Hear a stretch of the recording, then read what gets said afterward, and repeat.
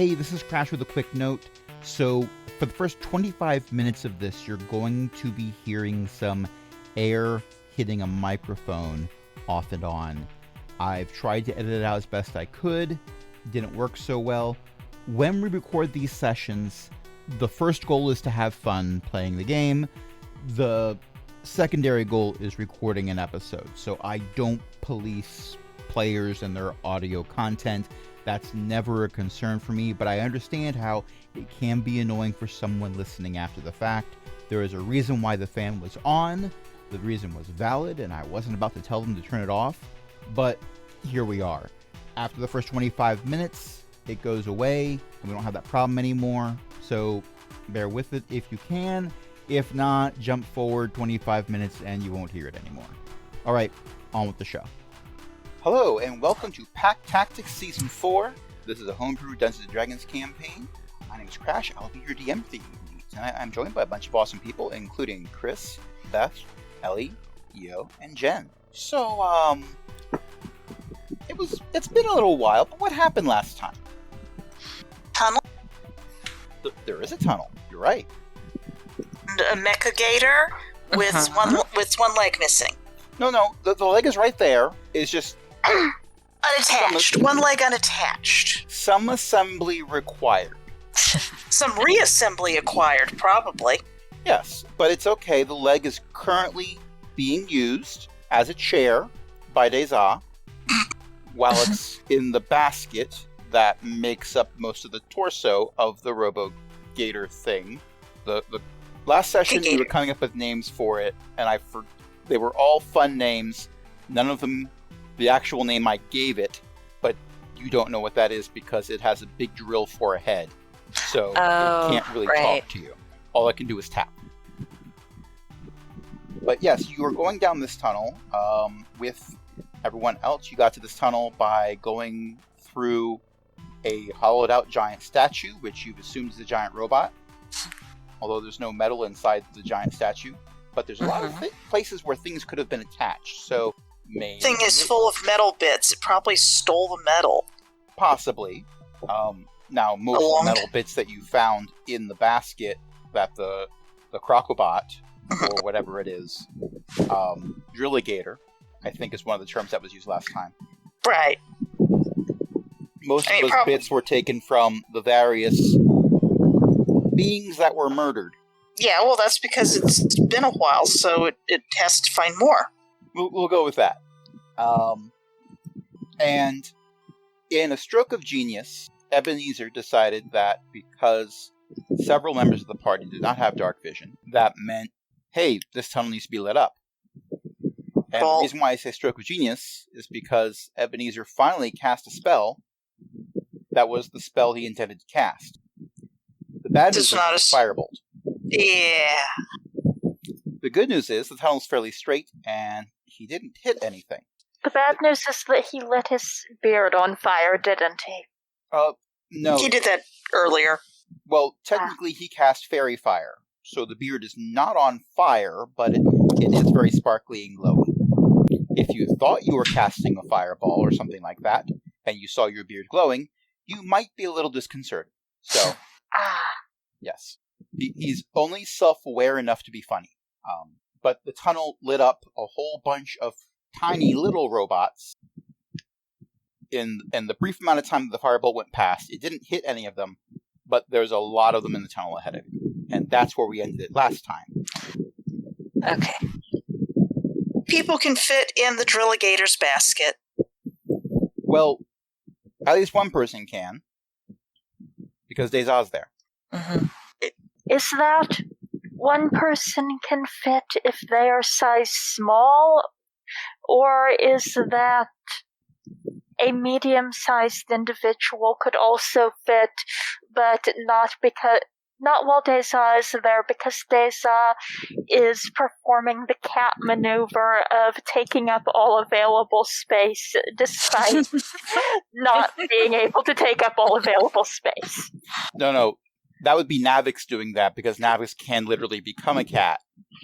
And Navix would care that little for the entire party to do that specifically, I'm sure. But in this case, there's really only one comfortable place to sit. It's on top of the leg. The rest of the bits are kind of pointy. But the Drilligator is roughly the size of a crocodile. So more than one of you could sit on it. It's just, at this point, not comfortably. Mm-hmm. And you're not quite sure what its capacity is for how well it'd be able to move forward under load. Deza? Yes? Sorry. Yes? What is the purpose of sitting where you are sitting? To see if I could. Well, that makes sense. Also, you were drawing maps, if I recall, or making notes or something. Yes, I was drawing maps. Fair. We might have a little problem up ahead if the other critters don't like us following their drill lizard. Maybe they're friendly. This one didn't bother us. By the way, the tapping has not stopped. It's still the whole, the Drilligator takes a step forward and then does that tapping thing, takes a step forward and does the tapping thing, which is amusing to me because I'm thinking about people doing their homework on the bus and what that does to their handwriting when the bus goes over bumps and stuff, especially if you're sitting in the back of the bus, where all the bumps are a lot worse. And Deza is sitting on top of the Drilligator, drawing and taking notes. So, smooth line, nice handwriting, earthquake! Smooth line. But the tapping is also coming from the tiny robots. I wonder why they While do they that. may not be hostile to us, it seems likely that they are hostile to metal. Oh. But wait, aren't they metal too? They Yes, might. but presumably they were not going to disassemble each other. Though that leg came from somewhere, so Pretty sure it came from it. yes. Well, you know what they say. Waste not, want not. True. A small group of tiny robots is approaching. The rest of them seem to be keeping their distance. How many little robots come? Not many. 10, 15, something like that. Small. So, you know those little lizards that I think they're native to Florida, but you can get them in pet stores? Anoles. Yes. I never knew if they were pronounced anole or anole, because I've heard it pronounced both ways. I think it's pronounced both ways. I like anole. Okay, so if you can Because anole would be like a hyena. Okay. Well, imagine, if you will, an anole that has a screwdriver or some other tool for a face. Now, most of them have multiple tools stuck in there. They're, of course, very small. Imagine, if you will, somebody stuck legs and a tail onto a multi-tool. Maybe they're going to replace the leg on the Drilligator. They crawl up into the basket with Deza. Oh. Hello. They crawl out of the basket, each carrying a small bit of metal. Concerning. Dazen, maybe don't sit on the leg. I don't think they're going to take the leg. Bigger one might. Imagine, if you will, documentary footage of army ants carrying leaves. Except tiny robot lizards with tools for faces, carrying little scraps of metal. It'd be adorable if some of them weren't, well, some of the bits of metal weren't covered in blood.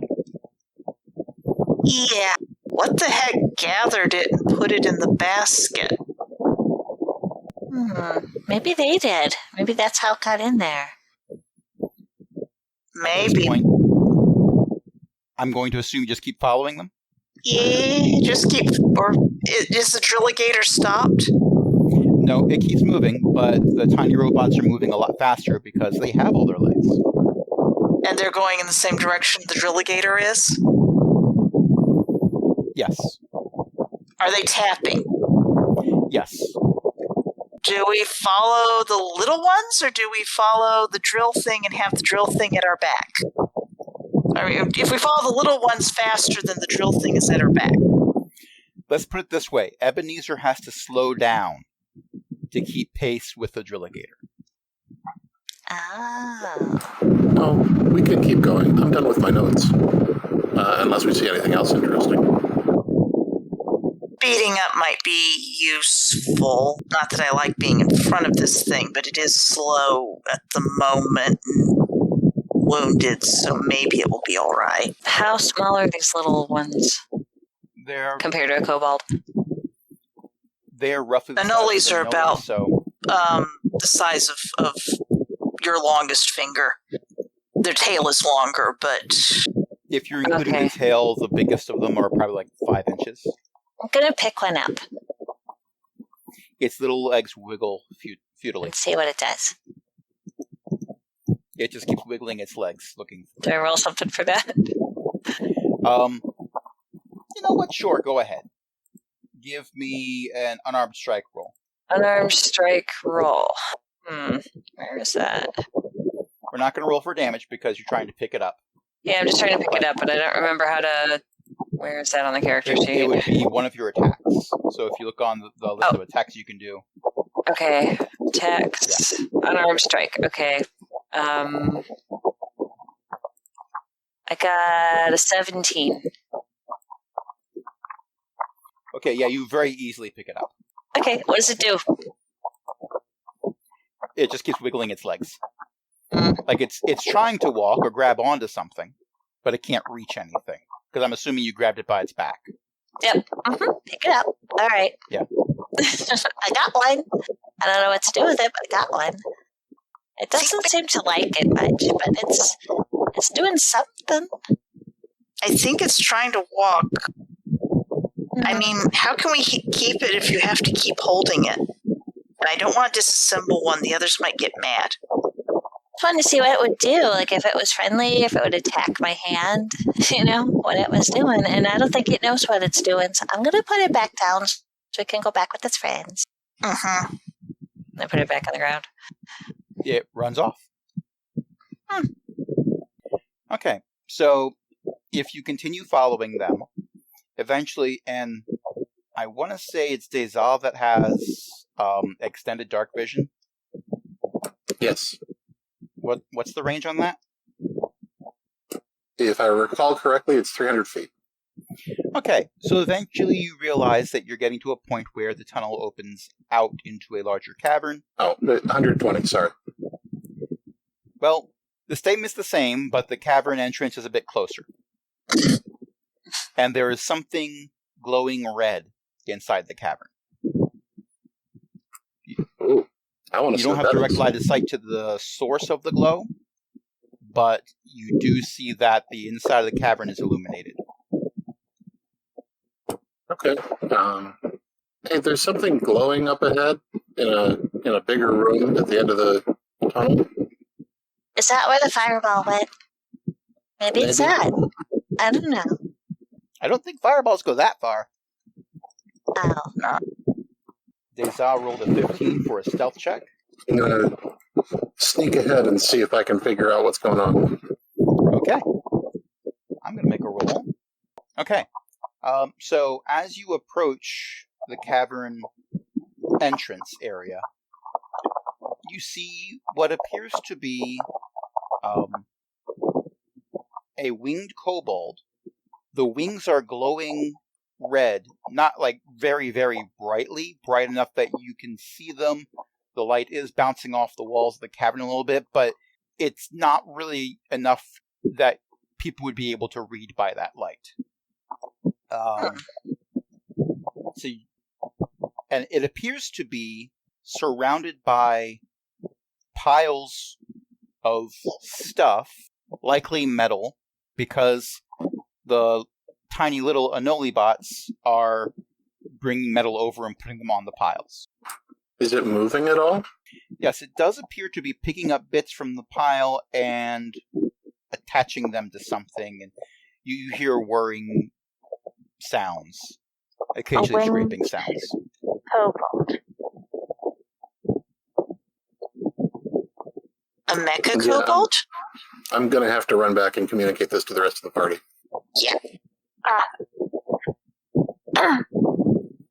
So I'm going to Yes, do that. sorry, I thought you'd done that already.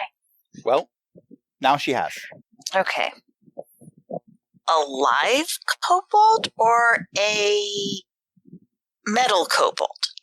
The wings were I creating couldn't a tell. silhouetting effect. But how many kobolds do you know that are able to glow like that? I mean, I can think of one in particular, but she's on another planet right now. We hope. And probably maybe we spending don't most hope. of her time with her daughter and dad. Presumably. Presumably. Could it be an image of Kurtlemak?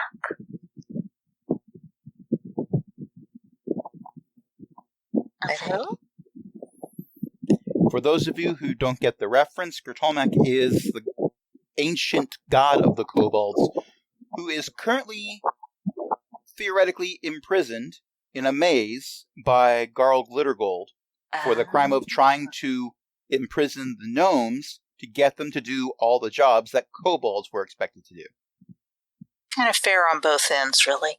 It's why most kobold clerics aren't very good at their job, unless they're worshipping somebody else, because when God's in prison, they can't give you a lot of power. Sori has no idea who she's worshipping. But never mind that. I think Utashi would, if she knew about this god, she'd forgotten already, because she's not very perceptive. There are kobolds in the Circle of Tales who do still worship Kurtulmak because there's no official religion for the Circle of Tales. It's bring the kobold, not their deity, is their policy. Unless you've decided that your deity has declared that you need to be a tyrannical ruler over all the kobolds, in which case they do take some issue. They might sit you down to have a chat. The person sitting you down to have a chat might be Monty. That is the better result. Okay. Socks wouldn't sit you down for the chat. Yeah, that's probably true. Dribble someone like a basketball. You wouldn't see Socks All right. coming. I'm going to run up and check this out again and maybe say hello. And if I disappear suddenly, someone come get my ring, please. Okay. For those listening at home, remember Deza has a magical ring that she can port herself into. Hasn't really been used since the first session when I crashed the ship. Utashi, do you believe you will be able to see the ring? Good. I just gotta get close enough to it. Like 60 feet will do. Did you want light? I could cast light on something if you want. Maybe Maybe you should helpful. Mori asks, should I dispel the light that I put on my staff? I don't know. Is this helping you guys that can't see in the dark? Yes. We have Maury's light. It's been a couple weeks. Why was there fire? Now I'm confused, out of character. Because Maury's light was with you, but Ebenezer wanted to light the way ahead to see where you were going. Fire, yeah. Oh. Also, Ebenezer is a good enough reason Yeah. for why something was done unexpectedly. That's fair. And for the record, Ebenezer is not Kevin. If Ebenezer was Kevin, I'd be calling Ebenezer Kevin. Or Kevinezer. You and Ellie went there at the same time, and I am so proud of both of you. But no, and I'm not shipping the two, so that's not going to be the name for their pairing. Oh, thank goodness. And thought of that. And for the record, Kevin is Arrow Ace, so don't ship him.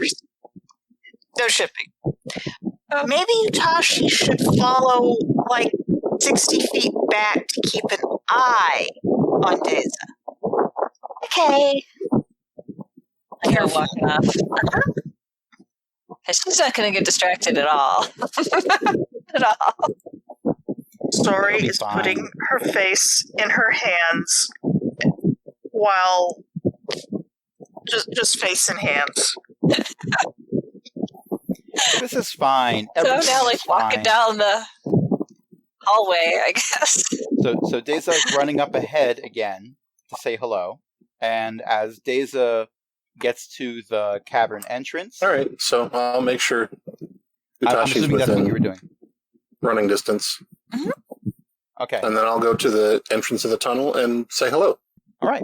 So as you do this, as you get to the entrance, before you say hello, the winged kobold turns its head in your direction and says It said what? nothing. They just look at you, and there's a loud tapping sound. Is the tapping sound the drilligator? No, you left the drilligator behind a while ago. Okay. And the tapping sound is obviously a bit louder than the robot Anolis could do, unless you were throwing them against a wall in sequence. So No. chances are it's not coming from them. Okay. This tapping is done several times while it's looking directly at Deza. Great, they communicate in Morse code. That was what I was thinking, yeah. Does anyone know Morse Kobold Morse code? Do we have that? It tilts its head to the side a little bit and says in Draconic, "Are you damaged?" Oh. No? No, I don't think so. Your crocodile thing back there was. My what now? The lizard with the head of a drill. You're going to have to narrow that down. So there's more than one? I'm probably 60 feet away, like we talked about that. I don't know if they can hear me. But she's not very perceptive, so. Sound is carrying pretty well, so Okay. that voice does come from down the tunnel. Mm-hmm. So, changing the subject. Hi, my name's Deza, and I'm organic. That would explain why you were not responding with an appropriate number name. Yes. Are you organic? No. That makes sense. Why do you look like me? Well, I'm a kobold, and we came from space. I understood. Someone most named of us. Hatsune Miku sent us. We have this game called Minecraft we want to share with you. Actually, I think these robots would share Minecraft with you. But yes, but in any case, I understood many of those words, but I don't think you are using space in the same context that I understand. What's a kobold? Can I hear what they're saying? Oh yeah, voice is carrying down. Matter of fact, I'm Carrying, assuming okay. at this point the rest of you are starting to catch up, unless you're saying you're going to continue to hang back. I'm going to go No. see what this is. Come walking down the hallway. Okay. I walk up and I go, hi. Hello. I am assuming that none of you understood when I introduced myself. No, I'm afraid not. If you wrote it down, I could understand it. Verbal language is good for complex concepts, but our tapping codes are great for faster communication, for simple things, like names and, oh, here's a shiny bit of metal, and things like that. My name is 8135-00427834. That's a lot of numbers. There's a lot of cobots. Cobots? Cobots. That is what we are. Oh. I How wonder they- if kobold is a derivative of cobot. It would make sense. It would explain the similarities. Yes, it would. How long have you been here? A few days. How long have you been functioning? My internal chronometer has been functioning for over 2 centuries. Ah. In your words, what do you do? I build, maintain, and repair cobots. Now there's more down here? You ask this while there's a bunch of Anoli cobots walking back and forth past you. Okay, but she was thinking that there's more kobolds like this one that's talking to them. Because I Utashi is understand where you're coming Utashi. You know? from. The DM is picking up what you're putting down, Uh-huh. but the DM is also marveling at you are surrounded by cobots, and you're like, there's more than one? Oh. Yes. Well, you know, When- I mean, when Utashi's you- not very perceptive. You know? When you remove one bit of context, it makes the thing funny. Mm-hmm. And I removed the one bit of context that was needed for it to be a serious question, Yeah, because I like out of context quotes. sure. I may or may not post them online a lot. Yep. So 8135 00427834. You should Are- relearn tapping code. It is much more convenient. Yes. Do you know who invented cobots? Our administrator might have known. That is past I- tense. Notice the tense, yes. Yes, several days ago, there was a cave-in. The location where most of our cluster was situated at the time collapsed entirely. Where did this happen? You are given a list of coordinates that make no sense to you whatsoever. I'm going to write them down anyway. Fair enough. What are our current coordinates? You are given those as well. I'm going to write those down too. If the administrator were dug out, could the administrator be repaired? Possibly. Some attempts were made as the most advanced of the surviving cobots of our cluster. I did send some of our harvesters in that direction, but the ground remains too unstable. Any tunnels we dig collapse upon themselves. An administrator would be needed for the computations necessary to plan an excavation properly. So I'm building a new one. Oh, Of course, by that point, the previous administrator would most likely be redundant. Any memory units would be harvested, but everything else would be recycled. The memory units would be reused by the new administrator? Yes. Okay. It wouldn't lose its memory. You wouldn't lose the memories. Well, that would depend on how much damage was sustained. Aside from damage. Okay. Several hundred tons of rock do tend to cause some structural failings. French. We could try to help dig out the other one, if it would be faster. That would be convenient, although there would be a lot of digging involved. My understanding is the seismic activity was not centered at our cavern. It was actually some distance away. You were given a third set of coordinates, which I'm assuming Deza writes those down too. yes. Something very large impacted or exploded, most likely on the surface. Yep. We I should. see. I believe we now have a frame of reference for the meaning of those coordinates. I rolled a 7 on an insight check for this character, so they are not picking up what you are understanding. And deliberately not putting down entirely. So, actually, what do I have to roll to, given that we know two sets of coordinates, or whose positions we know? Oh, no, I'd need 3, wouldn't I? At the very least, you would need to know, you need to be able to add one of those other two to your map Right. accurately, and then you might be able to extrapolate from there. Ideally, you would need to know all 3 of them, and then to extrapolate, but it hinges on making sure your map is super accurate. Curiosity of the coordinates, which ones are up, down, which are side, and which are high, low. Doing illustrative hand gestures as if on a map. Give me a second here. I'm not looking up the coordinates, I'm looking up something else. Oh dear. So, the winged robot cobot, not kobold, gives you an understanding of which coordinates are x-axis, y-axis, and z-axis. But the units of measurement with the numbers are cobot units of measurement, so they don't necessarily translate properly. It's like saying, oh, well, a centimeter. How big is that? Oh, it's 1/100th of a meter. Well, thank you.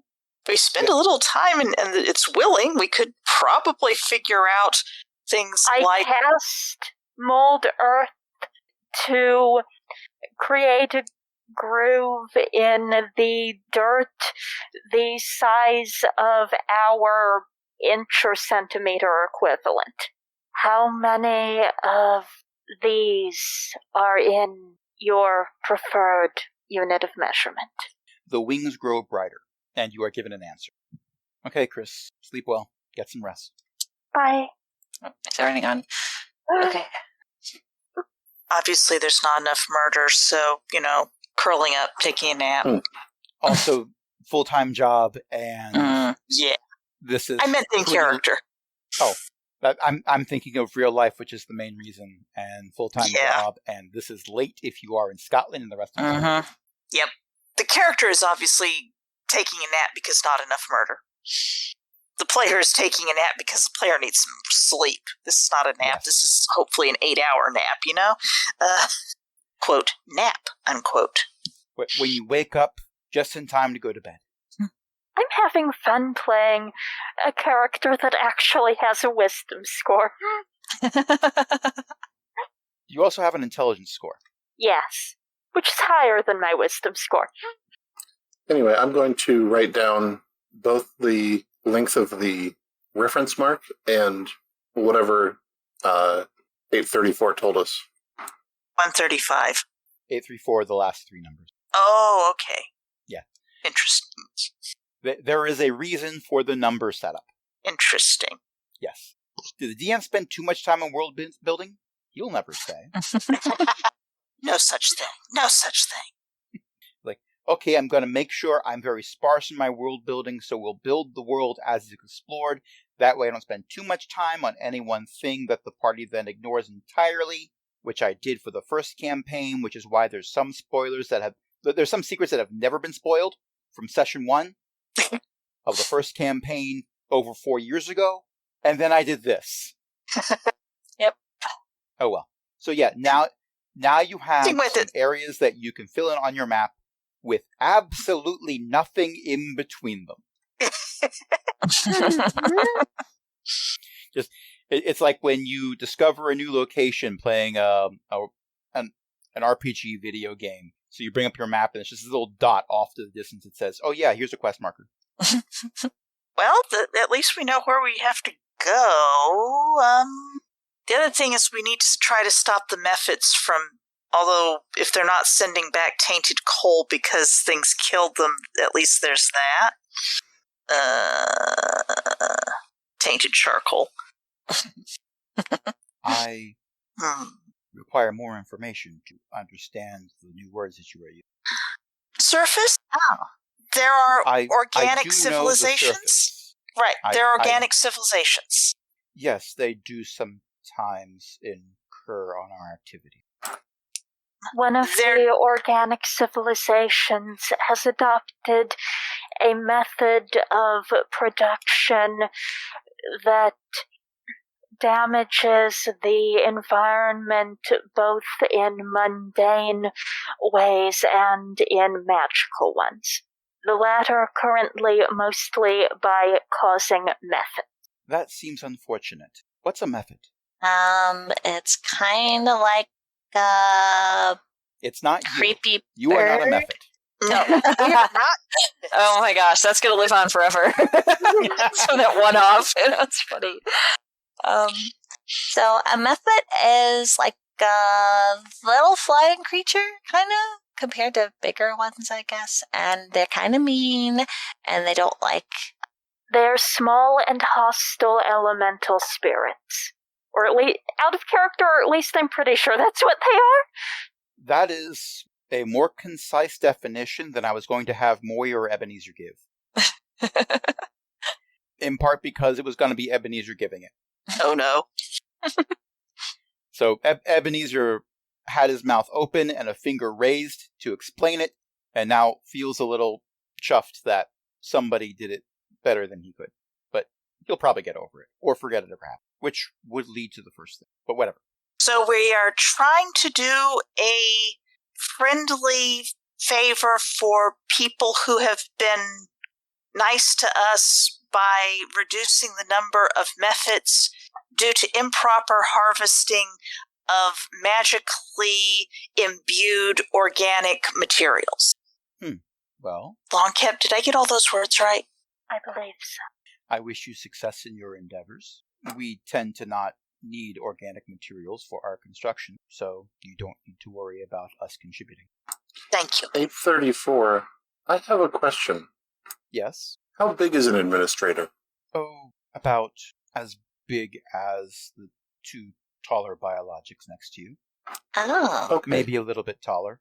We ask because I ask because I noticed that we're inside a very large cobot, Tunnels for one.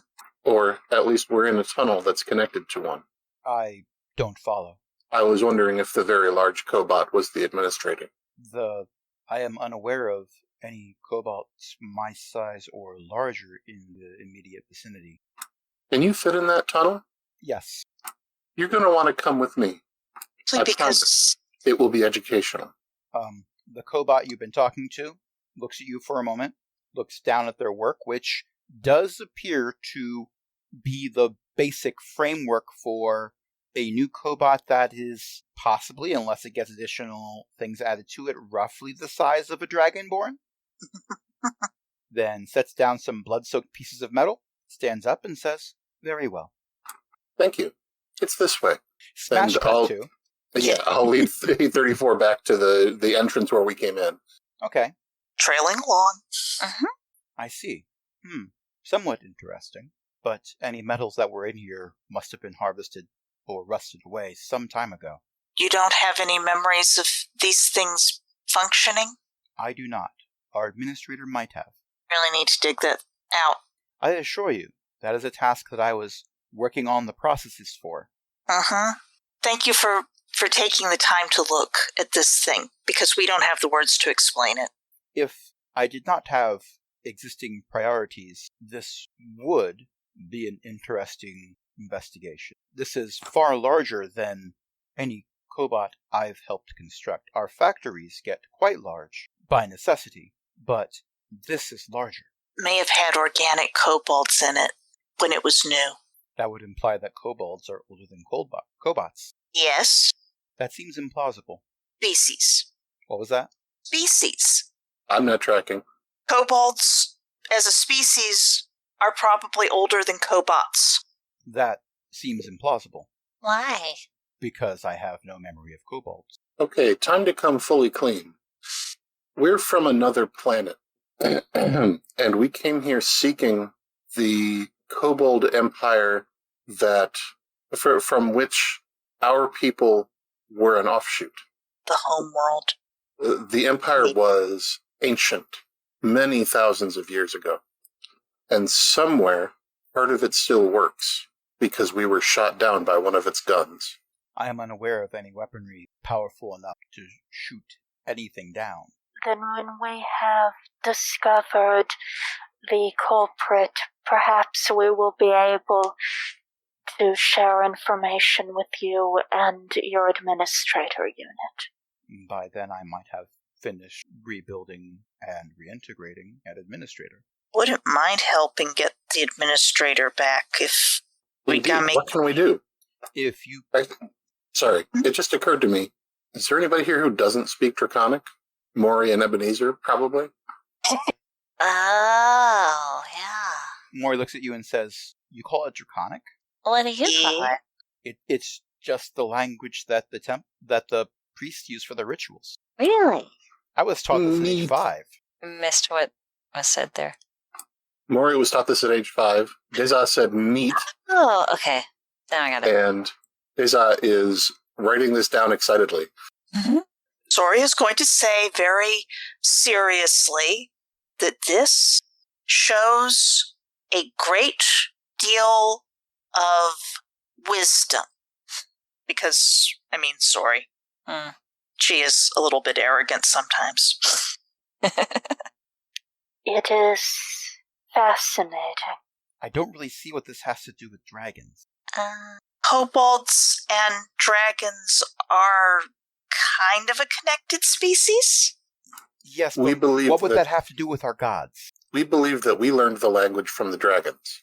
Okay. Though- It is possible that the language initially stemmed from the god of dragons? Well, current doctrine says that powerful beings do tend to speak Low Celestial. That's what we've been calling it. Oh, wow. Because Player was inspired- coughing and missed that. I'm sorry. They call it low celestial. Yeah, there's Celestial, which is a bit more difficult, but Low Celestial is better suited for intermediary conversations and, us lowly mortal things. And beings that aspire to godhood sometimes end up taking it on as a language due to hubris, which that's kind of the status quo for dragons, which is why we try to wipe them out when we find them. Do you happen to know any words in High Celestial? Check a character sheet. I don't need to have Maury's character sheet open. Not at all. Sorry. No, that's a failing on my part, because there was the chance that you would have had combat today, in which case I really would have needed Maury's character sheet open. Ebenezer, I just made a stat block, but no, Maury had to be a full character. It's because she's sensible. Ebenezer would feel insulted if Ebenezer heard and understood that. I'm just going to say that calling Draconic low celestial is not going to stop the hubris of certain lizard types who speak Draconic. Somewhere on another world, Monty laughs maliciously. Considering Monty was worshipped as a deity. Yep, Yes. exactly. And to some extent still is. I'm not going to say Monty tried to put a kibosh on that. Oh, Sometimes I just want to be loved, that's all. yeah, and then Chroma comes and hugs him. I mean, this is also good, but that's not quite what I meant. Sometimes a dragon just wants to be worshipped, yes. Yes. And not just be brought handmade pottery on Father's Day. Although, Oh, But it makes tea! also, why is the handmade pottery made out of advanced electronics? Do you like it? It's nice, but what's the red button over here for? don't press it. I see you put tape over it. It made the tea too hot. Like, boom. You know I'm immune to fire damage, right? But not Yes, but shrapnel. the pot isn't. Oh! There's ways to ward against that. I mean, I didn't take levels in Arcane Trickster for nothing. Let me show you a few things. Oh, And they have weekend project where let's show you how to make a pot only explode and have it be bad for other people. It's a wonderful lesson I like to call "Make it someone else's problem." I'm very good at this. Possibly the story of how Chroma got her first level in Artificer. oh. So, I what's am on here for Maury's this character content. sheet? Does Maury speak High For the record, Celestial? no. Maury does not speak any kind of Celestial by our standards. By Maury's standard, she was raised to know how to speak Low Celestial because, again, she was being groomed for the priesthood, and she decided that wasn't really her thing. Her dad does speak some Celestial, probably, but they didn't really spend any time learning that. So they couldn't even pronounce a single word in it? Probably not. Okay. Gonna put a pin in that for later. I mean, I know for a fact I can read it if I see it written down, but sadly that doesn't extend to spoken languages. And depending on which god you follow, it's a dead language. Sorry, I had to make the joke. So, there are dragons on this world. Well, we do try to keep them in check. Colors. That's not just a priesthood thing, although usually it's the various priesthoods that spearhead it. But when it's a dragon, it's kind of a all-hands-on-deck thing. What colors of dragons do you get? Usual. What's the usual, though? I don't really... This isn't my area of expertise, so and Ebenezer just starts saying, well, there's white, there's black, there's red, there's green, there's blue. I think there's an indigo. Wait, no, that's not really a color. Someone just made that up. Chromatics. Alex. Well, yeah, that means colors. As opposed to metallics. The only dragon-like things made of metal would be our factory. Concerning. You may have noticed the lizard motif for the designs of the cobots you've already seen. Our factories are designed to resemble dragons because they're the biggest lizards that exist. Okay, that's true. But there aren't any living ones that you would call like gold or silver or sort of silvery pinky purple or like that. If there were any in the vicinity, we long since mined them out. Oh. That's an unsettling thought. I am not certain that you can mine a dragon. They are fleshy on the inside. Did you not say that they were made of precious metals? They resemble precious metals, They look like them, but they're biologics. at least on the inside. Uh-huh. I do not have any data on them. When we do encounter a dragon, it is usually a fierce conflict. If a cluster is powerful enough, we defeat the dragon and gain a large amount of resources. If not, we are, by design, very mobile, and we find somewhere else. Reasonable. Dragons tend to be destructive for our purpose. Well, I think that's just typical with dragons, mostly. Most of them. Pretty much. I mean, not all of them, I don't think, but maybe. I mean, they're capable of law of destruction, even if they're not destroying things for whatever reason, like being I've never met a polite. dragon I liked. How many dragons have you met? What day is it? I don't know. The one who ran the dojo on the moon was benevolent. Oh, you mean Cox? Yes. Yeah, he's a good one. Though I gathered he may have been of kobold origin. Uh-huh. Are you saying there are kobolds on the moon? Uh-huh. Well, our Wow. Well, Our maybe moon.